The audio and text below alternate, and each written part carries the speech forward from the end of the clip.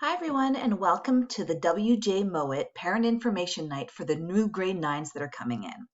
So to those of you parents who already have children who have been to Mowat or are currently attending Mowat, some of this won't be new to you. But if you're brand new in terms of being a parent of a teenager at this school, then this is the presentation for you. So just to start with some introductions, we do have Linda Polistretti as our fabulous principal, Miss Jennifer Bell, who's our vice principal who deals specifically with students whose last names go from A to F. Mr. Baljit Gill, who's our vice principal who deals with students whose last name starts with G all the way to N, and me, Soraya Rajabali, one of your vice principals who deals with students whose last name falls between O and Z. Now, we also have corresponding counselors to those alphabet loads. So if you're ever having questions, please do not hesitate to contact the necessary administrator or counselor for your student based on the last name. Now, the biggest thing transitioning from middle school to high school is really this increased freedom and responsibility. Students will now have freedom to leave the campus at lunch, which is something that's quite different. Also, they get to start choosing some of their classes.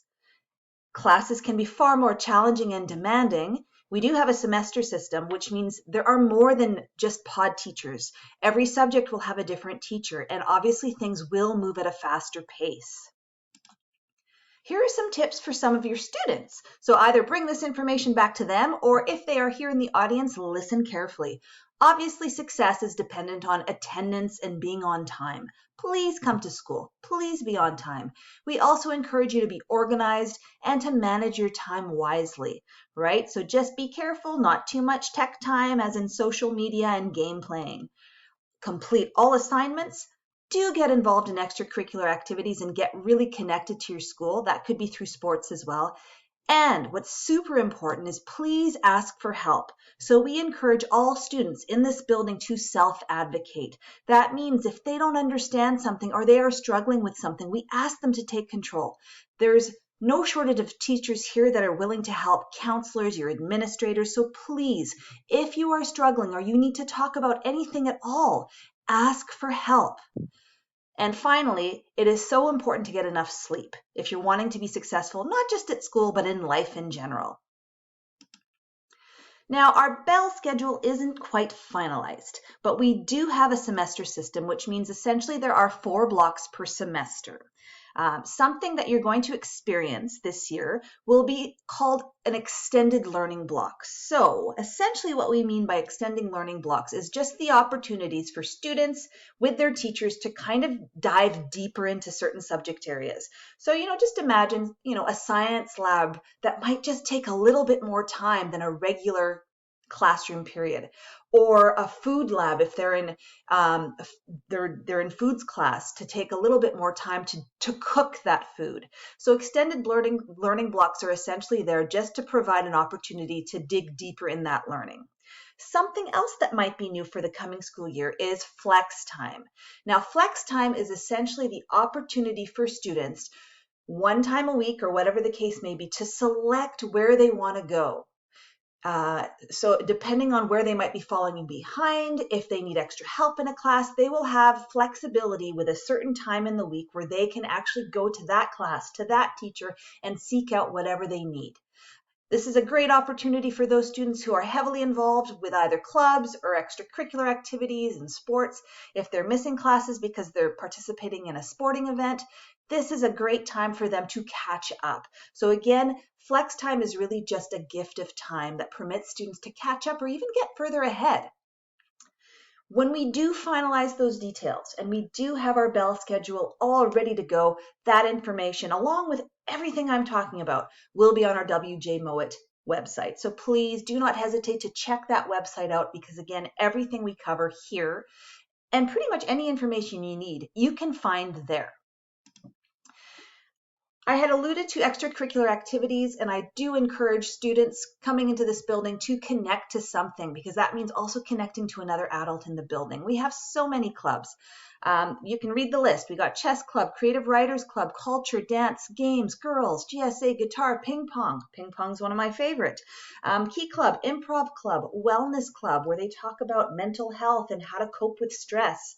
We have a knitting club, a soccer club, green team if you're into the environmental stuff, a model UN, a drama club, and one of my personal favorites as well is the Benevolent Nerd Society, which is an opportunity for students to help other students with school. And that's an after-school club. Sports.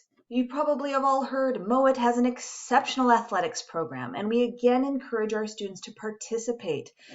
Fall sports will include football, volleyball, cross-country running, and swimming. We also have our winter sports, which will be basketball and wrestling.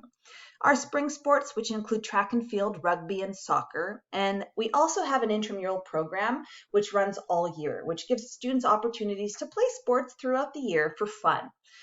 We also encourage you to be a spectator. Come watch those sports, whether you're a parent or a student coming into grade 9 next year. Be part of the school culture. Athletics, clubs, those things are all part of our school culture. Now, course planning. All students in grade 9 are essentially going to have 8 courses, which would mean 4 each semester. Okay, so they should be receiving a copy of their timetable in August, and they will have an opportunity to request a course change in that first week of classes in September. Now, the best reason to have a course change is just to achieve a balanced schedule. As much as possible, we want our students to have 2 academics and 2 electives each semester, just so that they don't have all their academics in one semester, which can make for a challenging time. Bearing in mind that we're not always capable of moving classes like that and switching students' classes. So a lot of flexibility and understanding is in that matter. Again, if you're looking to find out any further information around grade 9 courses and requirements, go to our WJ Mowat website. Another important date, and I did mention that students can pick up their timetable in that time, is on Wednesday, August 31st. We are going to have an orientation, another tour of the school, a barbecue, just another welcome session for our grade 8 students that are coming into grade 9. Something we also have here, we have learning support services. We see supporting your student as a partnership. Okay, you have concerns or questions, please don't hesitate to contact your child's teacher or their counselor or their administrator. And don't forget, we go by alphabet load. We have programs such as Compass, that specifically deal with students that have higher anxiety. We have an O2 program, which is behavioral, like anger management, that kind of thing. We certainly have learning support and assistance services for students who just struggle a bit more academically and need those helps and supports in place. We also have a fantastic ELL, English language learner, support system within our building. There is no shortage of support services in this building, and we ask for your student to self-advocate, and we ask for you as parents to extend your hand. Please ask us questions if you're looking for help. We are here to help. We want to ensure the success of your child in this building. Along the way, throughout the school year, if you're wanting to check on student progress, we will be using My Education BC. It's a parent portal. You will be able to go online again and find information around how to access that, but that might be something new. But again, checking student progress will be through My Education BC. Something that is critical and we really need you to do as parents is please use our Safe Arrival system, which essentially is the reporting of absences or lates. Because if we have accurate data around whether your child is supposed to be here or not, we can guarantee better success for your child. Certainly we can guarantee safety.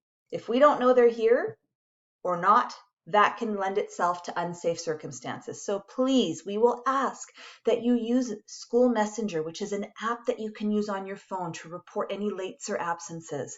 You could also report that late or absence using Safe Arrival website. You can even call, and there's a toll-free number that you can call, but please, We want to do what is best, and we want to help your child. And the more information we have, which means understanding if their absences are excused or not, is so important. Now, something to touch upon here. First question I have is, are you the first-time parent of a teenager in a high school? Because if you are, oh, you got some game planning that you got to do. It ain't going to be easy. But if we can just come to understand some basic things around the teenage brain. They don't have this, they don't have the same priorities we have as adults, right? A lot of their time is focused on that love center. And by that, I just mean they're figuring out who they are. They're developing identity, they're questioning their gender, their sexual identity. Their frontal cortex is not fully developed, which means that decision-making can be questionable at times. And we have no choice but to guide them and supervise them and support them in positive and healthy decisions for themselves. And what that will include is holding them accountable for certain things, having consequences when they do make poor decisions. So this lends perfectly to tips for parents. First up, obviously, please listen to the concerns of your child and empathize with them. Show understanding. But absolutely 100% hold your child accountable. This is what we ask more than anything, is that have them be accountable, have a consequence. If they skip class, there's only so much we can do from our end, but please, it certainly helps us if you do something from your end. Have a consequence in place. Teach them and encourage them to self-advocate. If you're always coming in guns blazing, trying to defend your child and all their behaviors, they're not learning to self-advocate. Please have them use their voice, have them reach out, have them express their concerns, because usually them doing that themselves will actually get a lot of the problems solved. We also ask that you absolutely monitor their use of technology and social media. Pretty sure that if you have Wi-Fi, you have control of that. You are paying the bills. Turn off the Wi-Fi during certain times if that's possible. Do not forget how much control you actually do have as a parent. Provide support with organization and time management as well if needed. And pick your battles, because you know there's likely to be many. We know the research shows us indefinitely that students whose parents are involved have better attendance. They have increased motivation and self-esteem. There are lower rates of suspension, decreased use of drugs and alcohol, generally speaking, just higher grades and graduation rates, and increased enrollment in post-secondary, like college, university, and trades. So please, we absolutely ask that you stay involved, stay the course. You're all here, so I have no doubt that you want to be involved. And we thank you for that, because we're a team. It's not just us. We need to work with you, and together we can work on student success. We can promote student success. And that's all we want. But as long as we recognize that it is a team effort, we can't do it all. You can't do it all. Let's come together. Let's meet and work together to ensure the success of our students in this building and in life. And so, on that note, let's open up to any questions you might have.